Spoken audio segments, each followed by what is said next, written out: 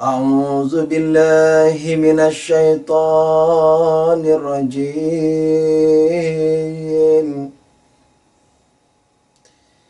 بسم الله الرحمن الرحيم.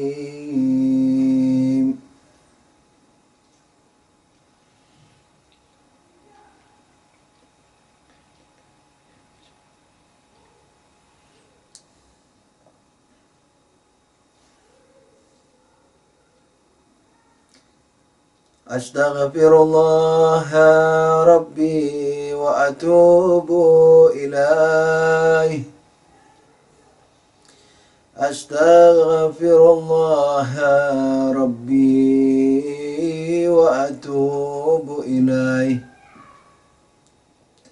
أستغفر الله ربي وأتوب إليه. أستغفر الله ربي وأتوب إليه. أستغفر الله ربي وأتوب إليه. والحمد لله رب العالمين. ثم الصلاة والسلام على أشرف الأنبياء والمرسلين، حبيبنا وحبيب رب العالمين أبي القاسم محمد، اللهم صل على محمد وآل محمد وعلى آله الطيبين الطاهرين المعصومين المنتجبين.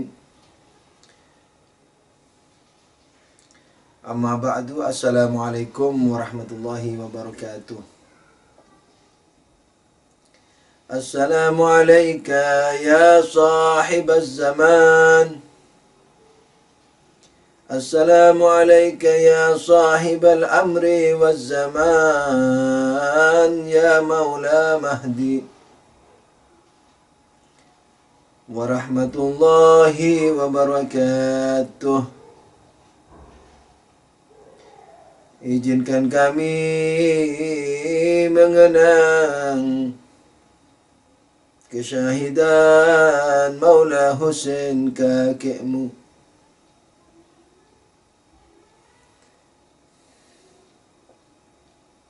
Hingga dapat menyertai dukamu, ya Maula Mahdi. Hingga dapat menyertai dukamu.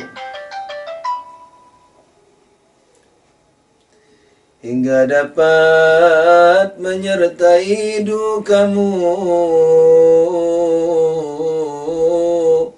ya Maula Mahdi.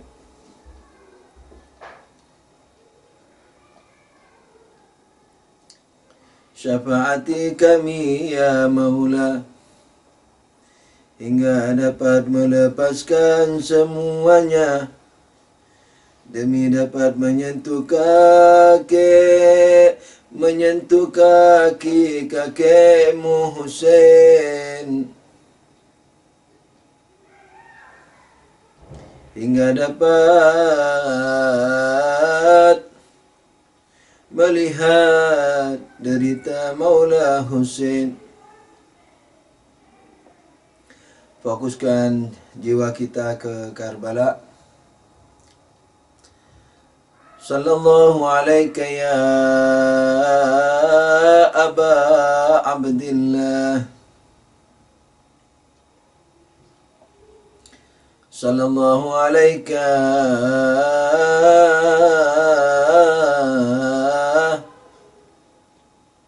ya ibn Rasulillah.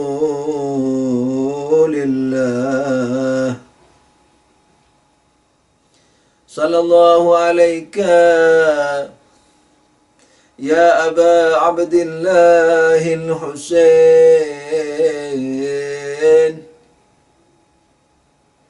وعلى الأرواح التي حلت بفنائك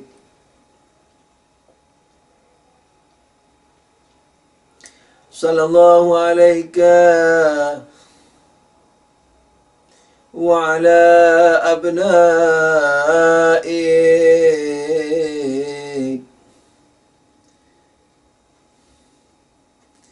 wa ala ashabika al-maqtulin fi Karbala. Ya laytana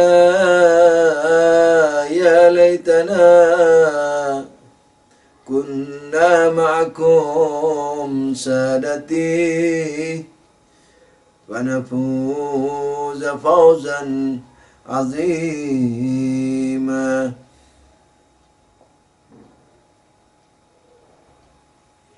Salam padamu ya Maula Husain.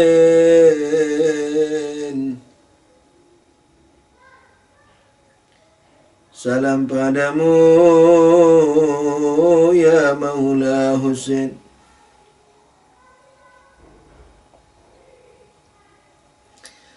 Salam padamu ya Maula Husain. Dan ke atas putra-putramu ya Husain, dan ke atas para sahabatmu yang semuanya syahid dalam pangkuanmu ya Husain. Salam padamu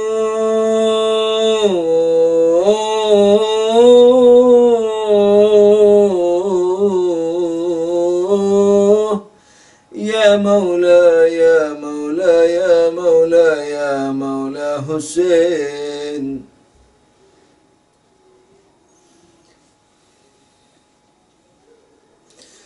Apakah salahmu ya Maula hingga kau dibantai seperti itu?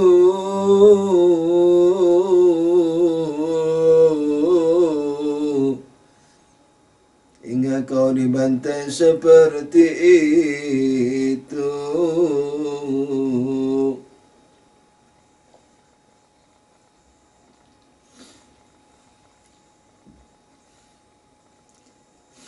Dalam riwayat disebutkan ketika Imam Husain alaihissalam sudah banyak terluka karena 2 hari juga tidak minum, peperangan dahsyat, 1 melawan 30.000, yakni di akhir pertempuran, yakni dikala Imam Husain sudah tinggal sendiri alaihissalam. Karena lelahnya Imam Husain memicu kudanya ke dekat kemah untuk beristirahat.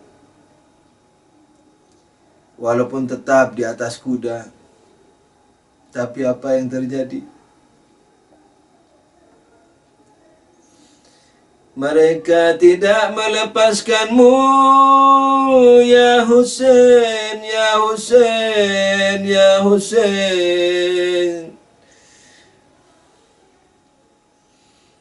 Mereka tidak melepaskanmu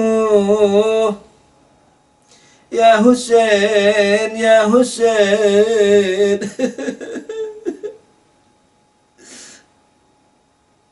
Saya pernah baca riwayatnya sendiri. Ada yang melempari batu sehingga mengenai kening Imam Husain. Mereka tak melepaskanmu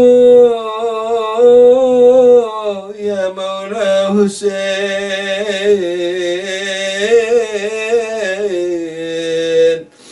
Tak melepaskanmu beristirahat ya Maula Husain, ya Maula Husain.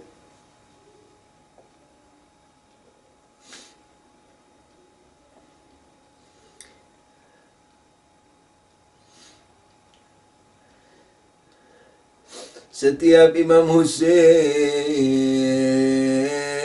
tenggelam dalam kepungan musuh, menyerbu sebegitu jauh. Orang yang takut tertebas pedang Imam Husain.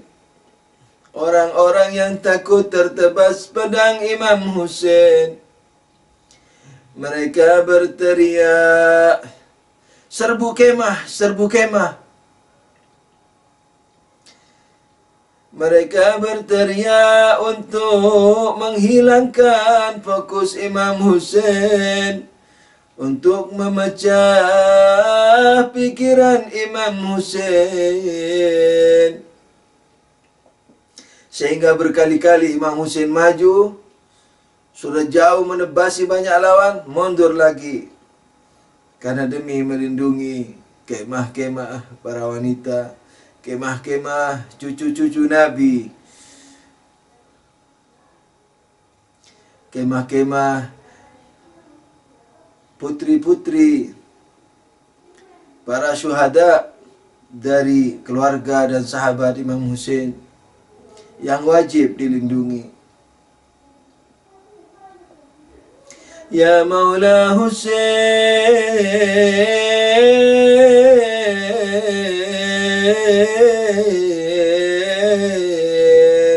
Ya Maula Husain.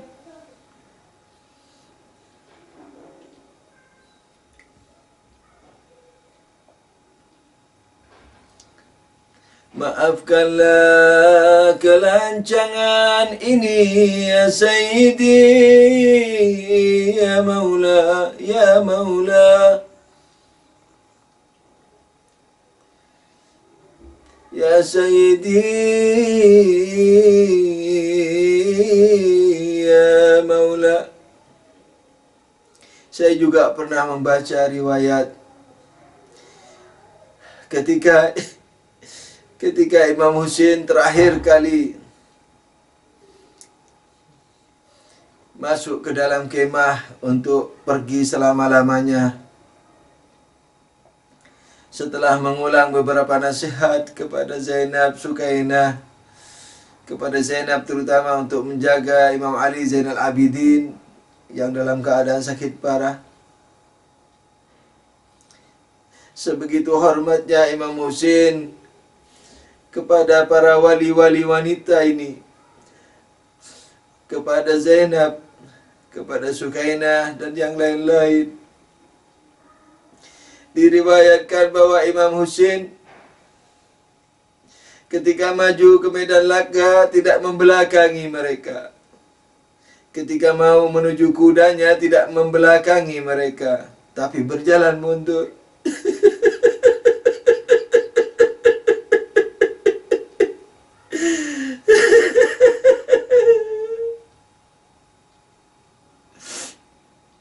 Ya Allah.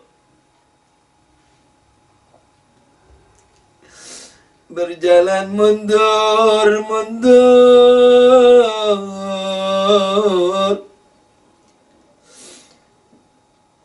sampai pada kudanya. Barulah beliau naik kuda itu dan menyerbu lawan-lawan. Sallallahu alaika ya Maula Husain wa ala arwahil lati halat bifinaik salawat. Allahumma salli ala Muhammad wa ali Muhammad. Allahumma salli ala Muhammad wa ali Muhammad. Allahumma salli ala Muhammad wa ali Muhammad wa ajil farajahum.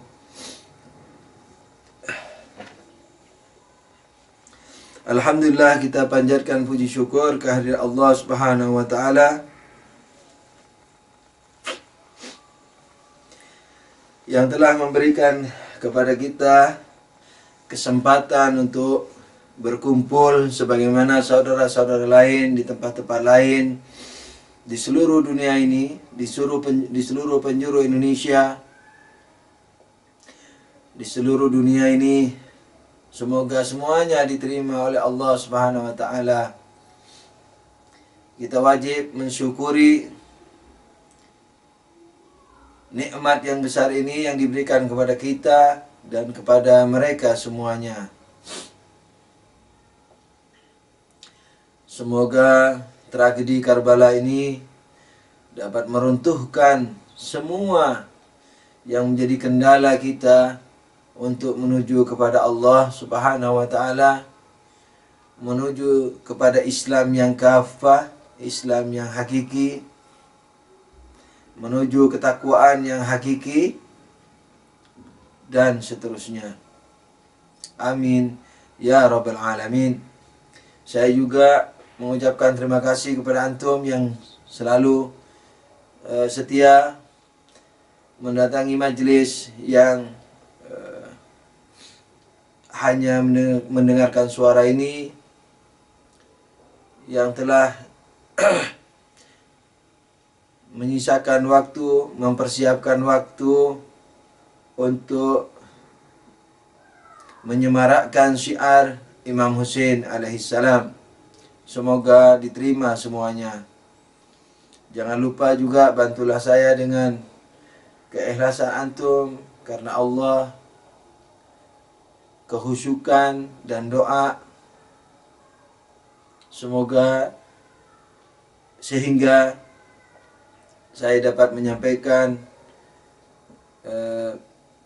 apa yang harus disampaikan dengan baik sesuai dengan ridha Allah Subhanahu wa taala dan diterima oleh Dia. Amin ya rabbal alamin. Untuk kajian kita malam ini adalah meneruskan bahasan kita terhadap dua ayat yang kita baca di awal-awal pertemuan kita, yaitu a'udzubillahi minasyaitonirrajim.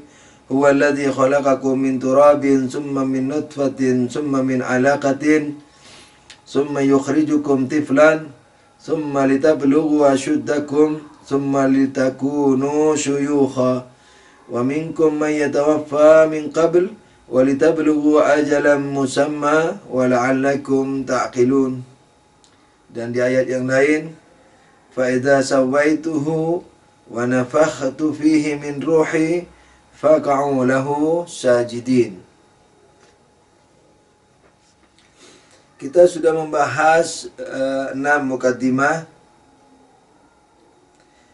Pertama, bahwa badan kita memiliki ruh. Yang kedua, hubungan antara ruh dan badan. Yang ketiga, mata rantai silsilah sebab akibat. Yang keempat, berhentinya mata rantai silsilah sebab akibat sehingga kembali sehingga berhenti pada suatu sebab yang tidak berbatas, yang tidak memiliki batasan. Yang keempat adalah bahwa yang tidak terbatas itu tidak memiliki rangkapan dan tidak pula memiliki jumlah. Yang kelima, bahwa yang tidak terangkap itu, yakni Allah Subhanahu wa taala tidak mencipta rangkapan.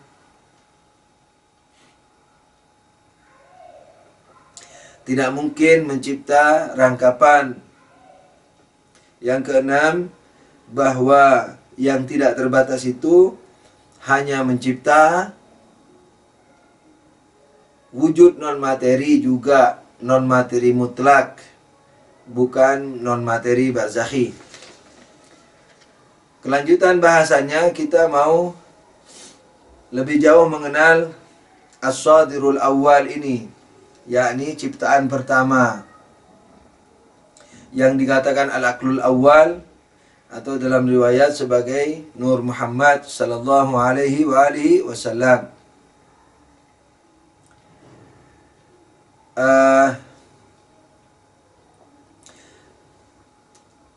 Karena Allah tidak terbatas dan tidak memiliki rangkapan, sudah pasti makhluk pertamanya itu juga tidak memiliki rangkapan. secara de factonya, secara wujud luarnya, wujud hakikinya. Tapi dia sudah memulai rangkapan dalam bentuk zihninya, dalam bentuk ilmunya. Yakni bagaimana? Yakni bahwa dia terangkap dari dua setidaknya. Pertama, dia adalah dia, yakni akal satu adalah akal satu. Malaikat pertama ini ya, makhluk pertama ini adalah makhluk pertama. Dan rangkapan keduanya adalah apa? Bahwa makhluk pertama bukan Tuhan.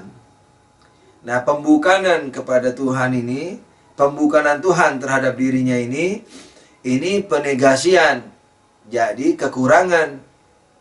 Tuhan memang dikatakan, kita memang mengatakan bahwa Tuhan bukan akal pertama, tapi pembukanan ini penegasian terhadap kesempurnaan terbatas. Jadi kesempurnaan bagi Tuhan, bukan penegasian kesempurnaan. Karena akal awal, akal pertama itu adalah sekalipun sempurna dia terbatas. Jadi penegasian keterbatasan yakni ketidakterbatasan. Berarti kesempurnaan bagi Tuhan, bukan penepian kesempurnaan, bukan pengambilan kesempurnaan, pengurangan kesempurnaan, bukan seperti itu. Tapi kalau akal satu dikatakan bahwa dia bukan Tuhan, pembukanan ini namanya apa? Penegasian yang menunjukkan kekurangan. Jadi minimal dalam ilmu kita, akal satu ini sudah memiliki dua dimensi. Pertama, dia adalah dia bukan Tuhan. Nah, kemudian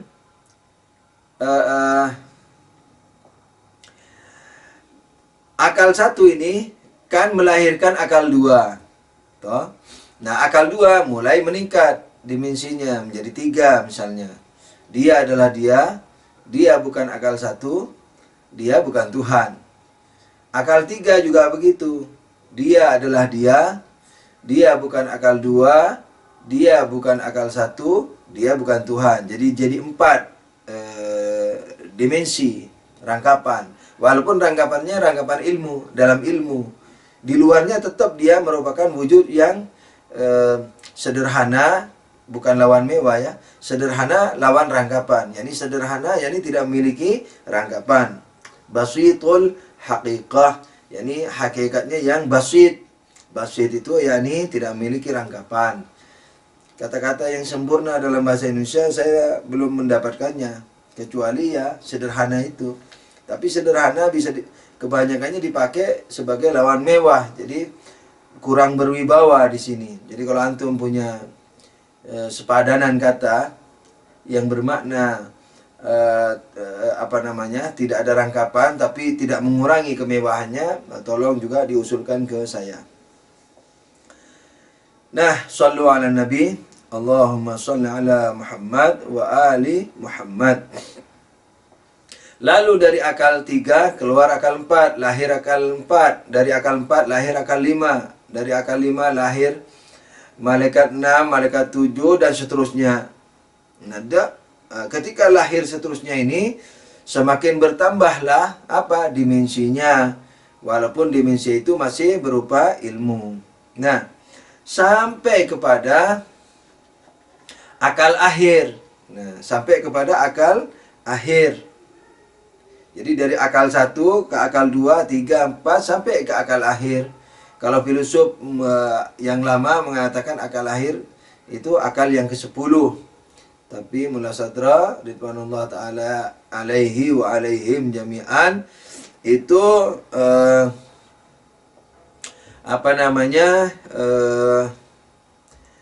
telah dibuktikan bahwa tidak mungkin ditentukan hanya dalam 10.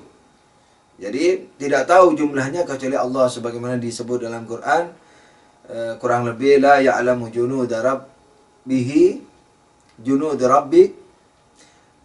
Saya sudah lupa ayatnya, artinya illa huwa, yani sebentar dulu, la ya'lamu, tidak ada yang tahu jumlah tentaranya kecuali dia sendiri. Ya, di sini maksudnya adalah bisa diterapkan ke akal, ke makhluk-makhluk akal ini. Sebentar, sabar, saya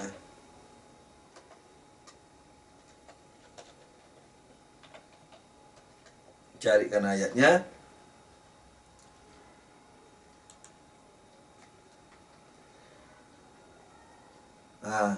Wa ma ya'lamu junuda rabbik, bukan rabbihi, rabbika, illa huwa. Ini kan banyak ayat-ayat toh, walillahi junudus samawati wal ard. Misalnya ayat surat Al-Fatah ayat 7, Allah memiliki tentara di langit dan di bumi. Jadi pembantu-pembantu itu yang seperti yang dijelaskan dalam ilmu akal filsafat ini, akal 1, 2, 3 sampai barzakh itu. Di ayat yang lain misalnya ayat Fatah juga, surat Fatah ayat 4 misalnya walillahi junudus samawati wal ard. Sama, Allah memiliki tentara di langit, pasukan-pasukan di langit dan di bumi. Nah, terus kemudian di ayat di surah Al-Muddatsir ayat 31 Allah berfirman, a'udzubillahi minasyaitonir rajim, wa ma ya'lamu junuda rabbika illa huwa. Sesungguhnya tidak ada yang tahu jumlah tentara Tuhanmu kecuali Dia. Nah, setelah Mullah Sadra membuktikan bahwa dalil-dalil yang mengatakan bahwa makhluk akal itu, gelombang pertama yang disebut akal itu, yang juga disebut Jabarut itu bahwa dalil bahwa mereka 10 itu tidak kuat dan dibuktikan kebutlanannya, yakni kesalahan dalilnya. Lalu beliau mengatakan tidak mungkin ada yang tahu jumlah itu, karena Allah berfirman wa ma ya'lamu junuda rabbika illa huwa. Yani karena awalan tidak ada dalil untuk mengetahui, dan dalil-dalil yang mengatakan 10 sudah dibantah, gamblang salahnya. Karena saya tidak mengajar filsafat kecuali filsafat terapan ini, maka izinkan saya tidak menyebut itu kecuali di tempat lain barangkali. Nah, kemudian Mullah Sadra menyebut wa ma ya'lamu junuda rabbika illa huwa, tidak ada yang tahu Tuhanmu tentara Tuhanmu kecuali Dia.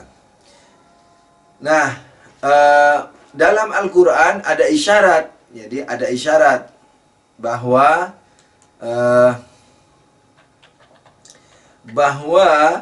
makhluk akal ini disebut alin.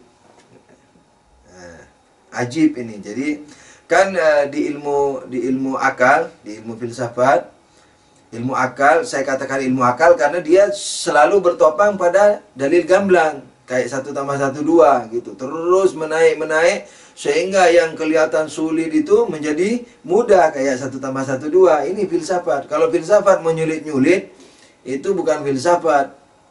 Filsafat itu memudahkan pemahaman yang sulit itu. Jadi membangun dalil, argumentasi terhadap statement atau pernyataan yang super sulit menjadi super mudah. Ini kerjaan filsafat. Jadi bukan mau menyulit-nyulit orang, justru mau mempermudah orang dan dengan akal yang sama. yakni bertopang pada akal yang kayak 1 tambah 1 2 itu.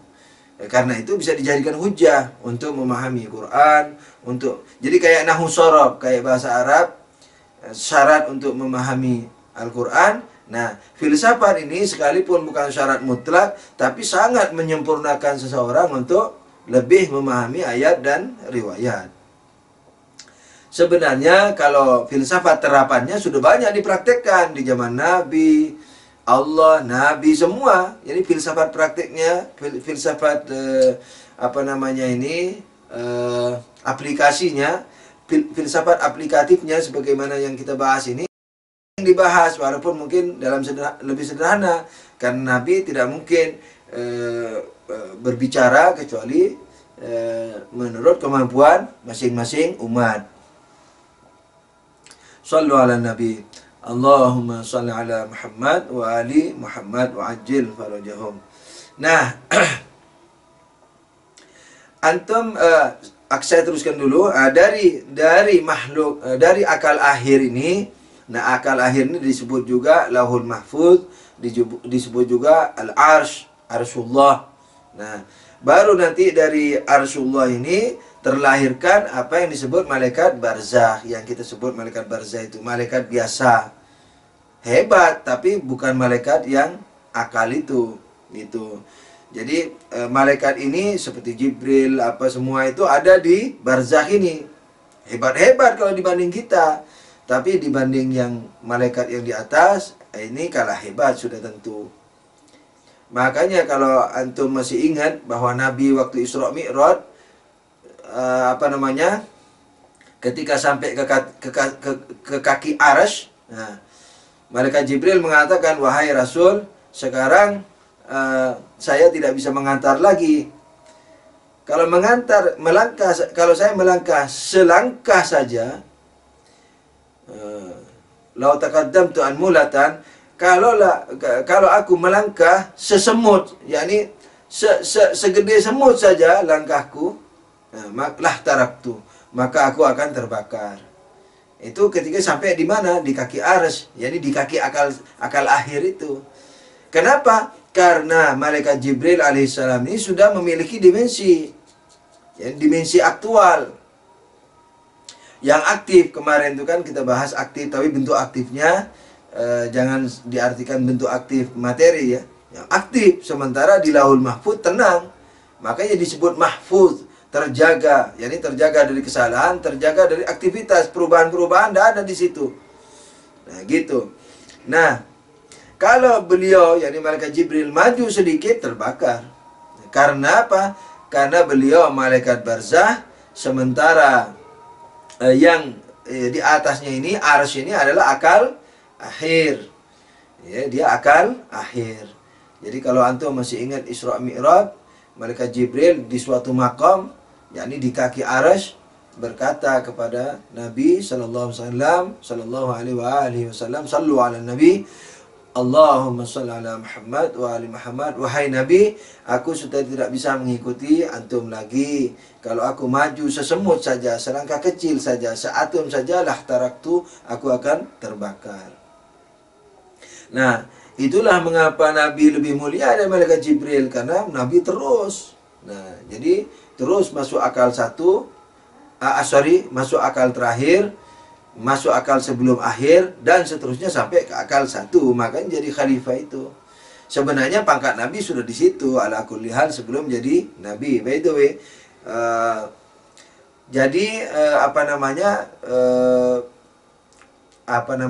setelah terciptanya, saya ingatkan satu lagi. Ketika Nabi Adam dicipta oleh Allah, kan seperti ayat yang selalu saya ulang ini, yaitu mana sudah ayat yang berbunyi di surat Al-Hijr 29, fa idza sawaituhu wa nafakhtu fihi min ruhi faq'u lahu sajidin. Ketika telah badan Nabi Adam sudah terbentuk, sudah kubentuk, kata Tuhan, dan sudah kutiupkan ruhku, maka para malaikat menjatuhkan diri bersujud. Nah, ketika antum kalau masih ingat, ketika Allah memerintah malaikat bersujud itu, kan iblis yang dari jin, tapi karena saking hebatnya dia taat kepada Allah sampai ke tingkat malaikat, sehingga dia termasuk diwajibkan bersujud pada Nabi Adam, lalu dia tidak sujud. Nah, kan Tuhan mengatakan fasajadu lahu, fasajadal malaika. Sebentar dulu, saya carikan ayatnya. Fasajada.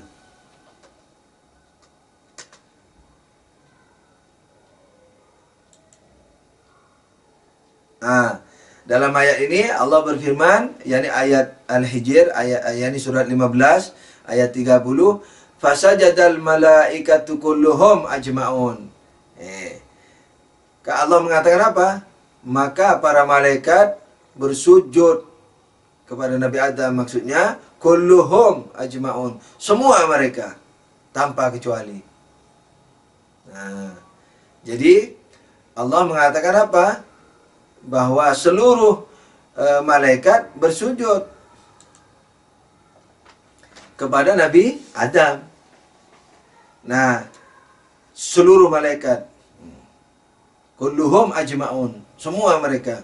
Akan tapi ketika melihat iblis tidak mau sujud, Allah berkata apa? Ini di surat Shad, surat 38 ayat 75. Qala ya iblis, ma mana'aka an tasjuda lima khalaqtu biyadayya astakbarta am kunta minal alin. Yakni apa? Wahai iblis, apa yang mencegahmu bersujud kepada makhluk yang kucipta dengan dua tanganku? Nah, ini dua tangan ini diartikan Wahabi apa? Memang betul-betul dua tangan. Bukan menunjuk kepada makna gaib non materi seperti yang diartikan para ulama lain, walaupun Sunni atau Syiah yang mengartikan dua tangan ini maksudnya adalah jalal dan jamal, yakni keperkasaan dan keindahan. By the way, saya tidak mau bahas ini.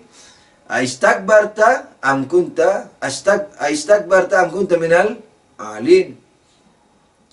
Ini kamu ini sedang menyombongkan diri, atau ini yang saya maksudkan, am kunta minal alin, atau kamu dari yang tinggi. Nah, di sini walaupun tidak memastikan, Ayatullah Jauti Omuli mengatakan bahwa ini ada isyarah bahwa ada malaikat yang tidak diperintah sujud. Karena am kunta minal alin. Jadi apakah kamu termasuk dari kelompok, nah, alin ini jamak lu ya. Alin, alin. Jadi yang jamak, yakni apakah kamu termasuk kelompok yang tinggi? Nah, gitu. Jadi ada isyarah bahwa ada malaikat yang tidak diperintah sujud. Nah, sebagaimana maklum, sujud itu artinya taat, bukan sungkem, karena malaikat Jibril atau Mikail, Israfil, semua pada malaikat yang mengurusi mudabbirati amra, yang mengurusi seluruh alam ini, tidak berjidat. Ya, ini maksudnya tidak punya tubuh materi. Sujud mereka artinya penghormatan dan taat. Nah, mereka diperintah karena mereka menteri-menteri, kan gitu, menteri-menteri dari Khalifatullah. Jadi Khalifatullah yakni manusia yang derajat yang tinggi sampai ke akal satu, yakni rohnya yang memanjang dari materi sampai ke akal satu, rohnya memanjang, kan gitu. Nah, memanjang bukan dalam artian apa? Bukan dalam artian benda lo ya. Menguasai, yakni meluasi sampai ke akal satu. Makanya bisa jadi khalifah, memimpin akal satu, akal dua, akal tiga secara langsung. Kalau akal satu nggak bisa jadi khalifah kecuali memimpin akal dua saja. Akal dua nggak bisa jadi khalifah kecuali memimpin akal tiga. Nggak bisa memimpin akal satu karena akal satu lebih tinggi. Nah, jadi malaikat tidak bisa yang jadi khalifah. Makanya ketika Allah mengatakan aku akan menjadikan manusia, mau mencipta manusia sebagai khalifahku, para malaikat merayu Allah, memohon dengan mengatakan apa? Ataj'alu fiha man yufsidu wa yusfikud dima wa nahnu nusabbihu bihamdik wa nuqaddisu lak. Apakah engkau ya Allah akan mencipta makhluk yang saling berbunuh-bunuh, membuat kerusakan dan berbunuh-bunuh?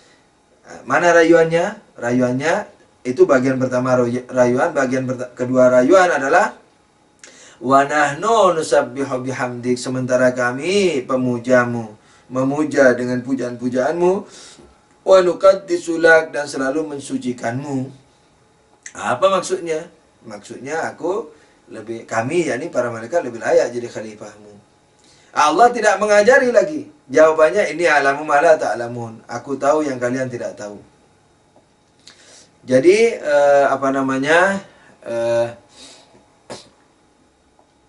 karena sebagaimana sudah diterangkan kemarin bahwa yang namanya non materi ini dari awal sampai akhir yang mau diberikan ya sudah itu. Maka itu tidak bisa ditingkatkan lagi. Makanya Allah mengatakan ini alamu mala ta'lamun. Tidak mungkin Allah menjelaskan apa-apa yang di akal satu kepada malaikat barzakh. Apa yang ada di akal dua, karena tidak tidak memiliki potensi untuk mengerti. Jadi jiwanya, wujudnya, seluruh keberadaannya tidak memiliki keluasan pengetahuan itu, karena pengetahuan dalam ilmu huduri ya bendanya itu, ini pengetahuan ya ruhnya itu, ya malaikatnya itu, ya orangnya yang tahu itu. Jadi dalam ilmu huduri dan non materi yang namanya ilmu yang mengetahui objek ilmu semuanya satu, tidak ada di luar dirinya. Jadi kalau mau memberitahu tentang akal satu, berarti akal satu dibawa ke derajat malaikat, ya hancur malaikatnya. Dan akal satunya juga nggak bisa dibawa ke situ, terlalu tinggi. Begitu. Sallu ala Nabi. Allahumma salli ala Muhammad wa ali Muhammad. Kembali kepada masalah kita. Nah, makhluk-makhluk akal ini disebut dalam Quran, diisyarahi dalam Quran sebagai alin, kelompok yang tinggi. Yani yang boleh tidak sujud kepada Nabi Adam karena memang tidak diperintah sujud. Kenapa tidak diperintah sujud? Nah, karena sujud ini artinya taat, menjalankan pemerintahan. Pemerintahan di mana? Di alam materi. Nah, penghormatan dan taat ini tidak ada pada akal akhir, apalagi sebelum akhir, apalagi sebelum akhir. Karena yang aktif mau mengurusi alam materi yang disebut dalam Quran fal mudabbirati amra, demi malaikat-malaikat pengurus segala urusan, segala urusan bumi. Nah, yang mengurusi ini hanya malaikat barzakh, bukan malaikat yang tinggi. Jadi pemerintahan itu dimulai dari arsy. Arsy sebagai tempat memerintah, makanya disebut arsy, hingga sana. Menteri-menterinya para malaikat ini. Kemudian rakyatnya mana? Alam materi, begitu. Jadi mengatur di sini kan bukan hanya mengatur, memberadakan, melahirkan, mewujudkan, itu semua. Jadi meniupkan ruhnya segala macam, begitu. Jadi melahirkan materi dan pengaturan materi. Nah, dari akal akhir ke barzakh, dari barzakh ke materi. Begitu, karena dimensinya sudah mulai dekat dengan materi sehingga layak untuk menciptakan materi. Nanti akan disempurnakan ini antara alam barzakh dan alam materi. Nah, saya ulang, ini mukadimah ke-7. Mukadimah ke-8 hanya penyimpulan bahwa kelompok pertama yang disebut akal, bukan akal manusia ya, makhluk, yakni malaikat yang hebat, tidak ada rangkapan sedikit pun, walaupun seperti rangkapan dalam mimpi-mimpi yang kita lihat itu, tidak ada. Nah, itu disebut malaikatul ulya. Jadi sesuai dengan isyarah ayat tadi ini, surat 38 Shad, yakni surat Shad ayat ke-75. Am kunta minal alin, wahai iblis, apakah kamu sedang menyombongkan diri ini sekarang, atau memang betul-betul tidak diperintah sujud karena kamu dari kelompok yang tinggi itu, gitu. Jadi disebut alin. Apalagi disebut dalam Quran ya. Kalau dalam istilah ulama, filosof, arif, disebut jabarut. Disebut jabarut. Intinya apa? Dia adalah betul-betul mujarrad, betul-betul non materi, tidak ada dimensi apapun, walaupun hanya warna, bentuk, sebagaimana kita melihat benda-benda atau orang atau apa saja dalam mimpi kita. Tidak ada itu. Nah, tapi di akal terakhir sudah mulai ada pasal-pasal, tapi belum berubah-berubah. Belum sampai ke tingkatan perubahan, keaktifan. Makanya disebut lahul mahfuz. Jadi semua tertera secara secara sabit, jadi secara tidak beraktivitas gitu. Nah, tapi Jangan sampai dipahami ini determinis ya. Ini tidak ada hubungan dengan determinis karena ini ilmu. Jadi yang berkenaan dengan perbuatan manusia sudah ditetapkan oleh Allah dalam Quran, dalam akal kita, bahwa sesuai dengan perbuatan masing-masing, sesuai dengan ikhtiar masing-masing. Karena itu dituruni agama. Kalau sudah ditentukan sama Tuhan, ngapain diturunin agama? Karena itu pula dibalas surga dan neraka. Kalau semua udah ditentuin Tuhan, ngapain ada surga neraka? Ngapain ada agama yang mengatakan carilah jodoh yang baik, tapi jodohnya ditentuin. Carilah rezeki dengan semangat dan doa, tapi udah ditentuin.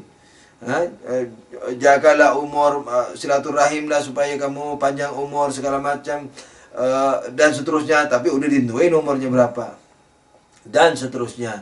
Walhasil ini bukan determinis. Jadi perbuatan manusia itu sudah ditetapkan oleh Allah Subhanahu wa taala sesuai dengan akal kita dan Quran dan hadis dan semua yang diajarkan oleh Allah melalui agamanya, bahwa sesuai dengan perbuatan ikhtiar masing-masing.